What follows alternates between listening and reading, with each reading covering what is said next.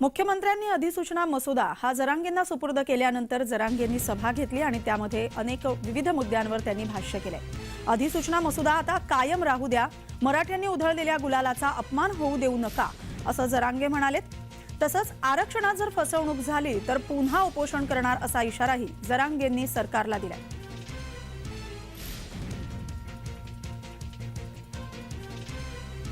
साहेब तुम्हाला एकच विनंती आहे, हा जो अध्यादेश झालाय, हे जे राजपत्र निघालंय, ज्यांची कुणबी नोंद मिळाली त्याच्या गणगोतातील सगळ्या सोयऱ्यांना त्याच कुणबी नोंदीच्या आधारावर कुणबी जात प्रमाणपत्र देण्यात येणार आहे।